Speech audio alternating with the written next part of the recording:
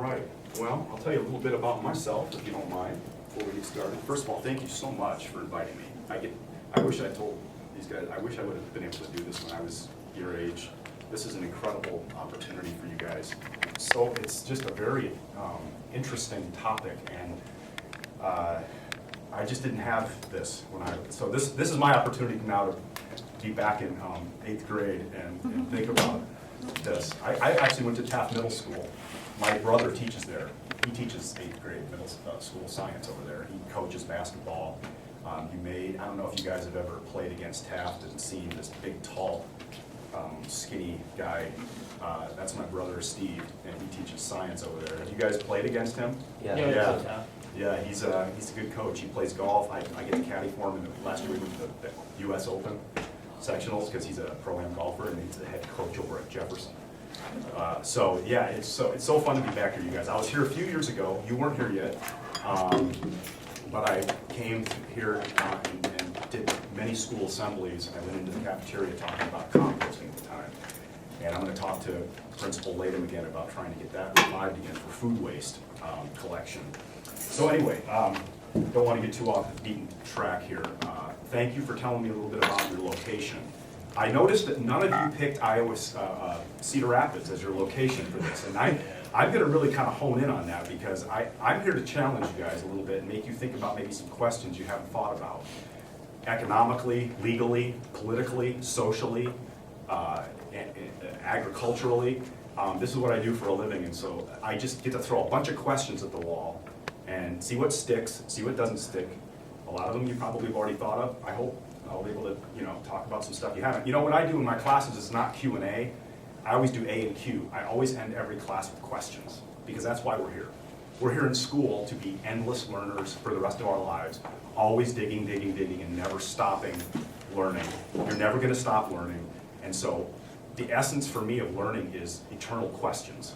I want you guys to leave here today going, oh, I didn't think about that. That's great. And then I'm going to come back tomorrow and ask some more questions. And then, because I used to think that everything revolved around the earth. Well, that was the answer then, and it was wrong. Knowledge changes. That's the nature of nature, is change.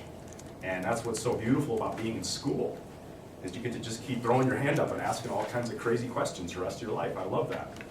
So my organization is called, and I want to get back to this location thing in a second, because that really stuck out at me, that none of you picked you wanting to do this here, right here. And when I say here, I mean right here. You can do it right here on this campus.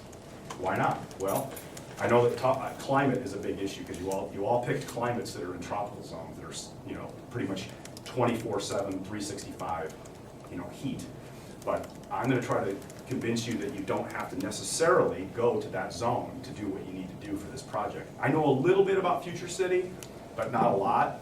So I have to first start though by telling you about a little bit about my job. And I'm sponsored by New Pioneer Food Co-op. We're coming to town here in a few weeks. We've got a location that we're going to have up off of Glass Road, the old Fin and Feather building. That's going to be our third location. We've got one in Coralville, one in Iowa City. I wrote a curriculum after the Peace Corps. I served in Africa in the Peace Corps in Senegal. That's on the extreme western coast of Africa, Senegal.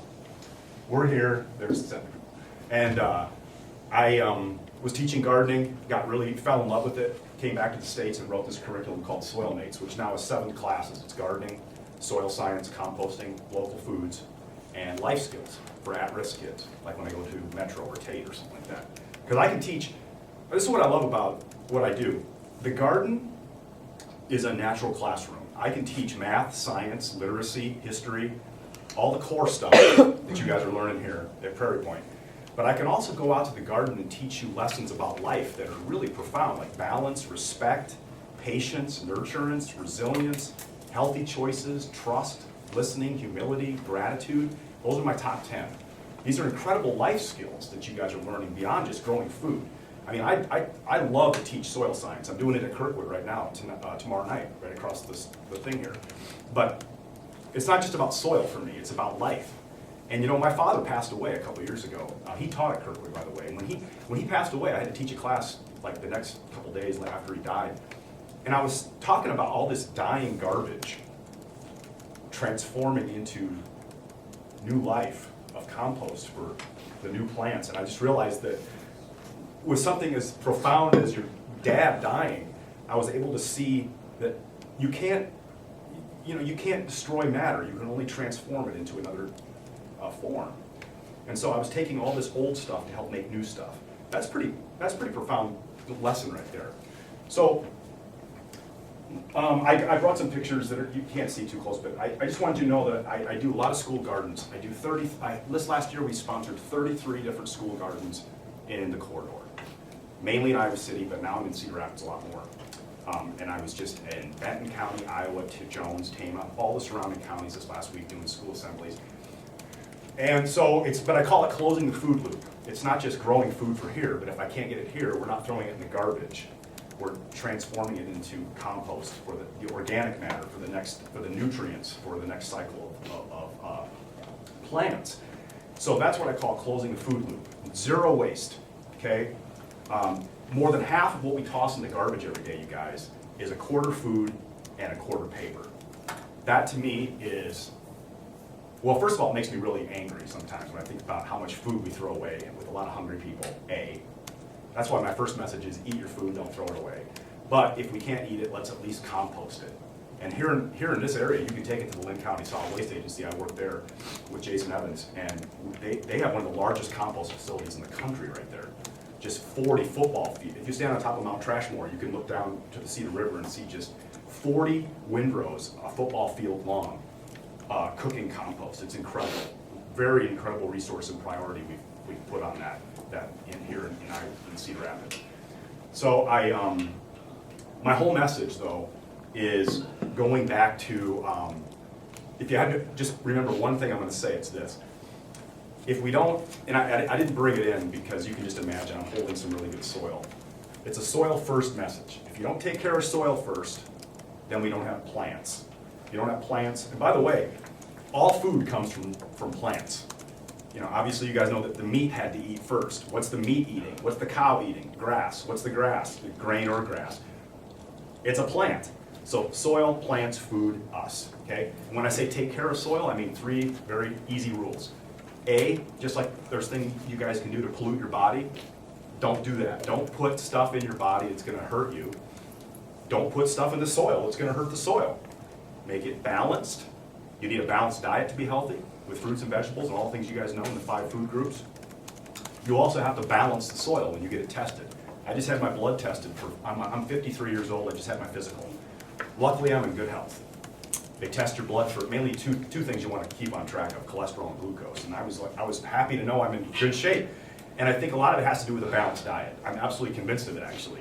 And when you balance soil, you're adding more organic matter back into soil. Let's remember that soil is, the heaviest part is sand, the lightest part are clay particles, and then in the middle, so it's almost half sand and half clay, but in the middle you've got this beautiful layer of organic matter of old plants breaking down. And let's remember this biology 101 lesson. If you guys, maybe, you guys are pretty advanced students, you probably already know this, but let's remember, Biochem 101. It's the microbial, this is a long sentence, but go with me, microbial decomposition of organic matter that is yielding chemically available nutrients for roots to absorb by water molecules. So if you don't honor that process, and I just use the word availability, in chemistry you guys are going to know that just because the periodic table has 100+ elements out there in nature, that doesn't mean they're in any useful or available form to get in that plant. And a lot of them are rocks that have to break down, like many minerals, okay? So let's remember that we have to take care of that process to get to nutrients to get into the plant. And I'm setting all this up because it might sound like I'm not talking about future city yet, but I have to set up this premise first before we can go any further.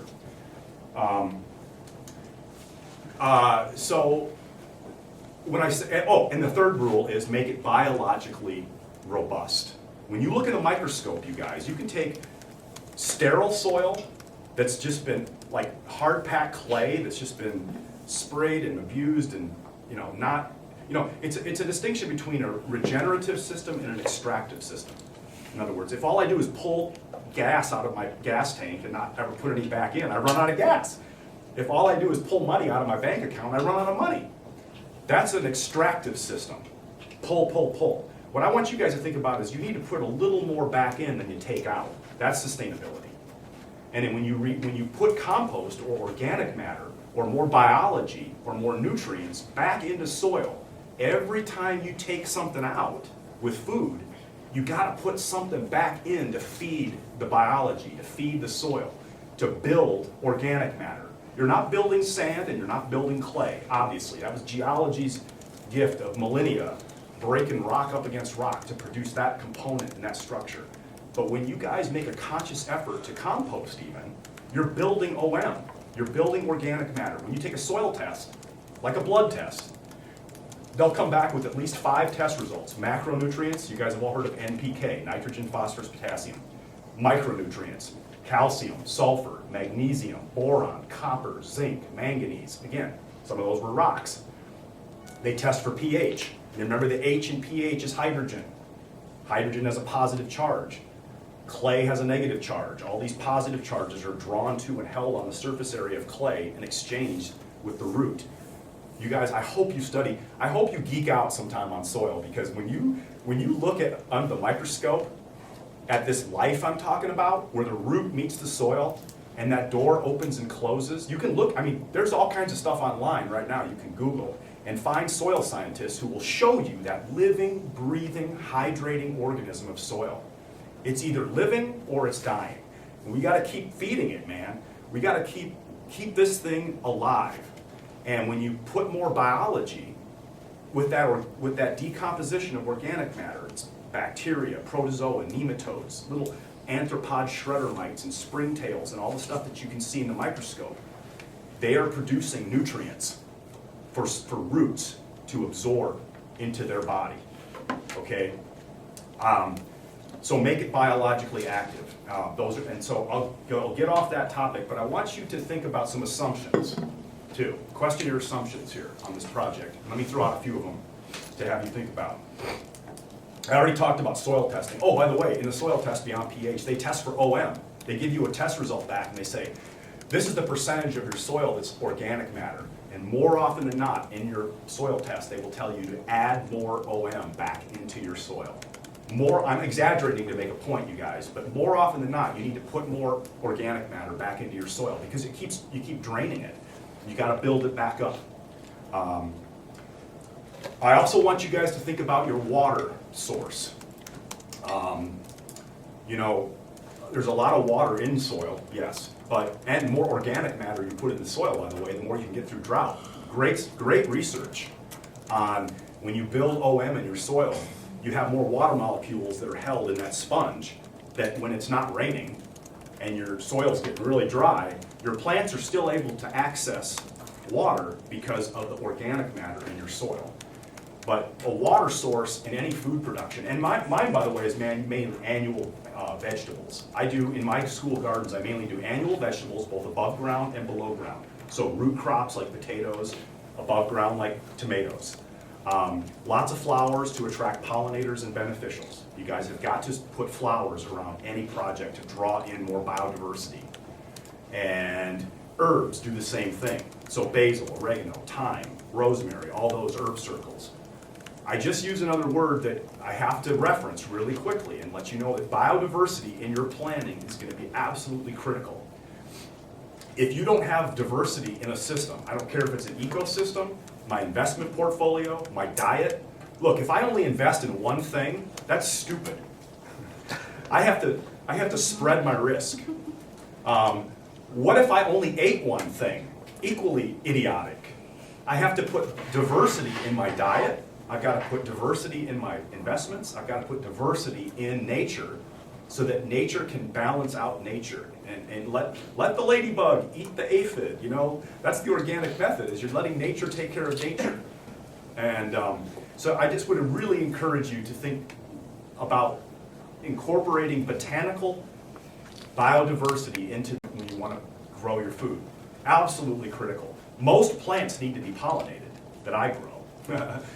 Most plants need to have these little bees and butterflies that you guys have learned about since you were little kids. The pollination process is absolutely critical. And when you're in a greenhouse, that's a problem sometimes. I'm working with a greenhouse down in Washington County where they realized, oh, we got this closed system. We don't have any pollinators in here. So we can't do certain things. So think about, some plants, by the way, are self-pollinating. If you pick a certain hybrid, you can turn the seed packet around and read, you know, that they don't need that. But so seed selection is gonna be really important for you guys too. There are all kinds of calculations in what types of seed to select. Heirlooms or hybrids, open pollinated versus, you know, not. And materials, you guys are gonna have, you know, I give away a grant to schools, and I would love to get you guys involved in this sometime. I'm a very impatient person sometimes. Gardening is supposed to teach me patience, but all I wanna do is run ahead and throw in all these gardens and let's grow food. Why is that so controversial? Let's do it. But it is I just have to slow down sometimes, because not only do I wanna do a lot of gardens, I wanna do the composting with you guys again too. I wanna get this food waste collected in the kitchen, cafeteria, and get it composted. Baby steps, okay, patience. And so the materials that I usually spend money on, because I'm not sure if do you guys have to crunch a budget? Do you actually have to produce a budget on a spreadsheet for this project? You know, where you're actually itemizing line by line what you're spending money on? No, they have to give a general overview of okay. taxes and how they're gonna pay for certain ideas. All right. But just a general overview. All right, it's kind of good that I don't know a lot about future cities, rules and stuff, because I'm coming at it just blind, just throwing this at the wall, and then you can take whatever serves you and let the rest lay. So I would just say that, for instance, when I'm spending money to grow food, I've usually gotta bring in some water administration, like soaker hoses, drip lines for irrigation, fencing, soil amendments, like lots of compost, okay? So like the fencing and the drip line and those ideas though, are things that you guys should be thinking about even in your physical model. Because the fencing serves a purpose, right? Yeah, most of them around here, I gotta keep the deer out, first of all. I also what I love about the greenhouse here is that's the last thing I was gonna say, is a lot of people are spending money that I'm giving them on season extensions. What you guys built here is way more expensive than what I do. I usually do little cold frames. I'm not sure if you've ever seen a little cold frame, but right now at Kirkwood Elementary, it's this cold outside, and we've got a little box with a window, an old window on a box. You pull it up and you got fresh lettuce growing there all the way till Christmas or New Year's. It's because there's a lot of cold tolerant. And this gets back to this zone that you've selected. You've assumed that you want to go hot. I'm trying to convince you that you can probably do and in fact, if you want to really stay true to the spirit of local and urban, you might want to, and I'm not gonna tell you obviously I don't mean to steer you away from what you've already selected for location. I just want to really have you remember that we import most of our food into this ag state. We need to start growing more of it right here. And we can, and we have a limited growing season, to be sure, April through October, March to November, but we don't preserve enough, we don't dehydrate enough that we grow in season, we don't freeze enough to take us through the winter. My grandma used to use a root cellar. We haven't rediscovered eating in season. You know, we always assume, well, I need to have my strawberries on Christmas Eve. Well, why? Strawberries aren't growing here on Christmas Eve. Why do we want to import and ship all this food all the time? I'm not saying don't eat strawberries on Christmas Eve. I'm just saying question your assumptions about why is it that we import 90% of our food in an ag state. It's just stunning to me. And the potential space, you know, you look at your school grounds here, you guys, an acre of land is like a football field. That's nothing, but you can grow, I could grow enough food for almost this entire school on 1 acre. For all your, there's so much, if you guys punch in, you go to Google and you do a yield calculator, you're gonna find, if you select one of your vegetable or your protein, you can go to these websites that you'll plug in. They already have the logarithm ready for you to go. You plug in what you wanna grow, you plug in your space, and it will tell you your yield on how many people to feed. Okay, so 50,000 people is this task for Future City, right? This is like?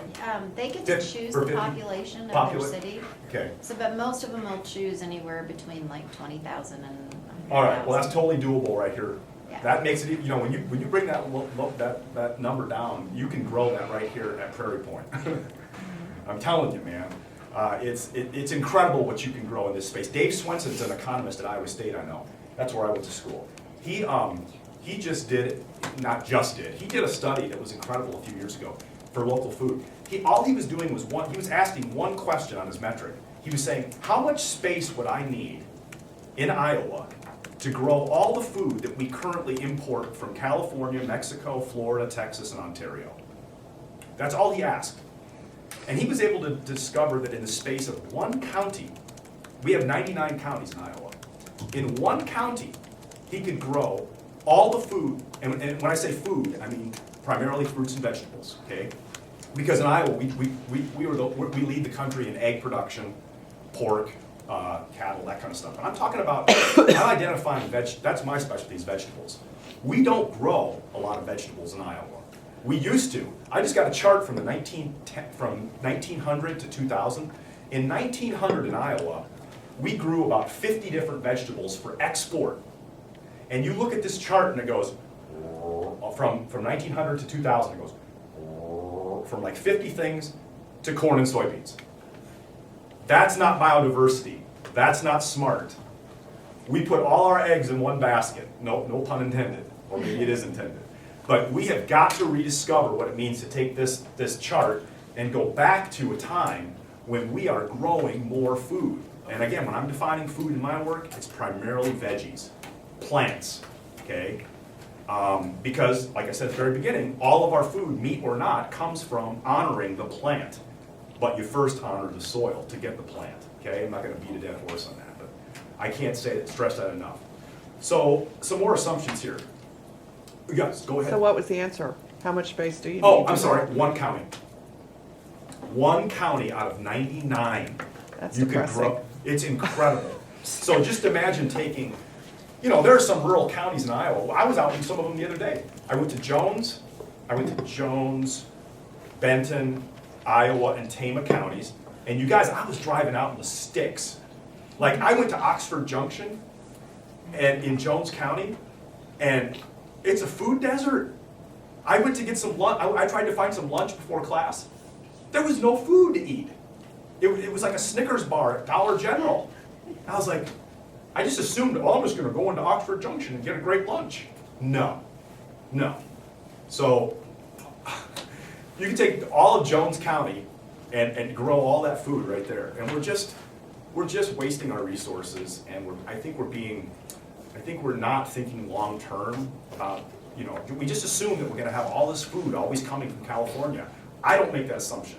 I'm very thankful and grateful for food because I lived in Africa where people struggled every day to even get anything to eat. And then I come back to Iowa and I'm realizing, you know what, we got a lot of hungry people right here in Cedar Rapids too. I'm on the board of directors for the free lunch program down in Iowa City. We're feeding 150 people a day. They're lining up right now in the cold to get a free lunch. You know, I don't take food for granted at all. That's why I want to grow more of it right here. I don't assume that it's always going to just be coming. You know, I don't mean to scare you guys, but when you go home from school today, why do you assume you're going to open up the fridge and have food? I don't. You know, I really want to make it more sustainable right here. And for me, that definition of sustainability is really important because it honors this principle of putting more in than you take out. That's, if I had to define sustainability, it'd be that. You know, give more than you take. Okay? Otherwise, it's not a sustainable system in a finite Earth resource. This is a one and done planet, you guys. We still have topsoil eroding off those row crops at 10 tons an acre. It's just bleeding away. Why? We got to hang on to it, and we got to build it. You know, and so the yield calculator, like I say, you're gonna have to do some number crunching on. First of all, why do you assume that when you select your vegetable protein, did you do any market research to ask a produce manager, for instance, at Hy-Vee, hey, what are people actually eating? Or are we just going to assume that we're just going to grow this and you're going to eat it? Just because I lead a horse to water doesn't mean it's going to drink. Just because I lead a community to vegetables, that don't mean they're going to eat the vegetables. Are you picking something that people actually want? That's another assumption I want you to think about. Municipal codes, let's talk about this. I'm an urban ag guy. I have a thing called the Urban Ag Advisory Group in Iowa City. No matter where I go, I look at the municipal code. Have you ever looked at the municipal code for Cedar Rapids? It's on the website. I want you to systematically think about going through that code and look at things that may be prohibited for edible landscaping in the city limits of where you're going. If you're gonna go to Indonesia, they have totally different laws than Cedar Rapids, Iowa. If you're gonna go to, Iowa City, we have totally different laws than Cedar Rapids. No matter where you go, I want you to think about the legal implications of what is prohibitive or what is incentivizing. In other words, are these codes encouraging you to do this? Because I'm telling you right now, in my experience, I've gone to certain places where they don't want, they make it difficult, let's say. I won't say they don't want you to grow food, but they make you jump through a lot of hoops to actually be able to set up food production in an urban zoned area, zoned residential. Because we always think, oh, you gotta be zoned ag. Well, the whole point of urban ag is to rezone the assumptions of the municipal code to allow people like me to take an acre or a football field and not only grow it there, but sell it there. And most of the zoning codes, in almost anywhere you go for municipal cities, they disallow you from selling what you grow where you grow it. What sense does it make for me to grow all this food out here and then have to ship it off-site to sell it? I want people to be able to come here, spend less energy, and pick up their sweet corn right here at Prairie Point. So that's just one little simple example of a zoning ordinance that needs to change, in my view. Okay? If you look at the zoning code of Cedar Rapids, they prohibit certain plants. I didn't even know this till I got into this line of work, and I'm like, why are you telling me that I can't grow that? Well, because it's an invasive. And I said, well, your definition of invasive is my definition of beneficial. I want more diversity, I want more bee. Well, we don't want bees. I do. No bees, no food. I mean, I know that some people are allergic to bees, but that doesn't mean you ban the plants that pollinate the food. It means you educate people about the proper uses of plants. You give me more EpiPens in garden clubs, so if a kid goes into shock, in that rare example. In other words, there are legal ways to get around those prohibitions. The law, everything is dynamic. Just because a law is in place doesn't mean it shouldn't change. We change laws here every day, and we should. That's what, again, going back to the nature of nature is change. Just because the city code says you can't do this, well, I'm gonna raise my hand and say, yeah, but we wanna do it. So let's change the law. And that goes to the heart of getting people like you eventually, and me, and other interested adults to run for office. And, change the law. Run for school board, blah, blah, blah. I want you to think about the codes and ordinances of where you want to place this project. And, there's all kinds of gardening 101 considerations that I could go through. I don't think I'm going to do that today necessarily, because I have a class called Let's Eat that systematically goes through seed to harvest. But I want you guys to think about the fact that there are a lot of things involved in just basic vegetable gardening that if you don't have experience in it, you probably need to hire someone to help you or teach yourselves more about it. You don't just put a seed or a plant in the ground and then walk away. The most labor-intensive part of the year for me is spring, when we're getting the soil prepared, we're getting the seeds in, the transplants in, the mulch applied, the fencing up, and then kind of kick back and play some defense and maintain it throughout the season as you're harvesting and rotating, watering, monitoring pest conditions. And again, your pest conditions are going to be balanced out more if you add more flowers to that, because you're going to have one bug taking care of another bug. I'm just telling you, I've learned from my experience here. Hopefully it's worth something for you. And little simple. Oh, here's one example of something that sometimes people don't think about. If I put in a row of carrots and I direct seed them, they all come up like this, all bunched together. You got to go back in that row and thin the row. One little simple gardening tip that sometimes people don't. Oh yeah, now I have to go back in and thin those that row of what I just put in. So gardening 101, I want you guys to think about, you know, if you're gonna grow some food, be it fish as a protein. And by the way, you know, I kind of quibble a little bit with the 5 food groups that the USDA has, because I think a lot of them, for instance, you can get your protein from a vegetable, okay? They just assume that protein means meat too often, because the meat industry wants to protect their interest. I understand that.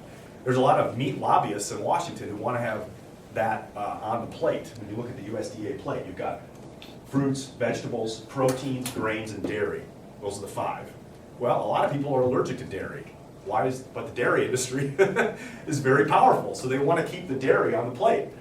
But you can get all that stuff from vegetables and fruit. You don't have, you know, grains, we can quibble about. All I'm saying is we can quibble about those categories, those 5 groups. So I'm not going to tell you, I don't micromanage projects. I let you guys pick what you want to do, but I'm just throwing some questions at the wall here to think about. So I want you to think about also surplus collection and distribution. In other words, I'm going to throw out a concept here, you guys, that I'm going to take my phone out of my pocket because someone's buzzing me and it's annoying. Here's an idea that it's so counterintuitive, you guys, but I want you to just think about this as I share it. How about this? Because if I was a judge at Future City and you guys submitted something like this to me, I would say, wow, those kids have really thought about something that I don't think anybody else thought about. Here it is. How about this? How about grow nothing? That sounds crazy, but let me tell you why I say that. If you guys had a component in your proposal where you really honored this whole idea of food waste management, you could go ahead and collect what is currently being thrown away in your own community.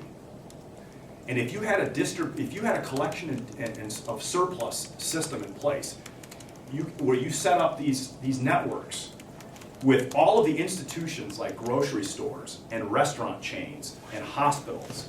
When I say institution, I'm talking about these groups that really have a lot of food waste every day, where the dumpster is just full of perfectly good food. If you could find a way to salvage what is currently already being wasted, you'd save money on your project. You would, I think, like I said, you know, as I was driving up here from Iowa City, I was like, wow, like I said, if I'm a judge in this contest and someone says, here's our vegetable protein, we're not growing any of it. We're just going to pick up what people are tossing in the garbage. If I'm a judge, I'm like, wow, that's awesome. Those kids really thought about something that they said, is this growing even necessary? Why don't we just get what's wasted? There is, I referenced marketing, like I said, doing some market research on what do people want. Are you guys selling this stuff or giving it away? There's a whole retail, in other words, if you're going to get into the business side of legal implications on running a retail business, you're going to have to give a lot of licensing. You're going to have health inspections. You're going to have liability insurance, tax implications. In other words, if you're setting up an LLC or whatever structure you want to have to actually, okay, we've grown our food. Now how do we get it to people's stomachs? Are we going to give it to them or are we going to sell it to them? Man, if you go down the sales route, you've opened up a whole can of worms that's pretty complicated. That's being a business. And maybe again, you've already thought about that. Because you're going to have to think about pricing, margin adjustments. In my line of work, cost maintenance and inventory control are just, you know, full-time job. Figuring out how to adjust those prices is a daily slog. Storage. Most perishables, like vegetables and fruit, have to be stored in a cooler or a freezer. Some stuff, you know, depending on what you pick, doesn't have to have that same problem. If I do a lot of root crops like potatoes, I can harvest potatoes and let them sit in a cool, dry, dark place for months, and they're fine. So that saves money right there. Just, you know, and you can get a lot of protein out of your root crops. When I say root crops, again, let me go through that list of above and below ground. I'm talking about potatoes, onions, carrots, beets, radishes, garlic, okay? Above ground, I'm talking your usual suspects, tomatoes, peppers, cucumbers, peas, stuff that's on a trellis. Just going through the seed catalog and go A to Z, from asparagus to zucchini, and just pick out, like, I hope you've done this. I hope you get a great seed catalog and just go, wow, I didn't think about that might be our vegetable, that might be our protein. This is more labor intensive, that's less labor intensive. The above ground stuff, way more labor intensive, believe me. If I'm taking care of stuff that's susceptible to the wind and the pests and stuff up here, that is more of a labor issue than root crops. When I plant potatoes, I can kind of walk away from the potato patch all summer and come back when school starts. And I'm exaggerating again to make a point, but root crops are less labor intensive, okay?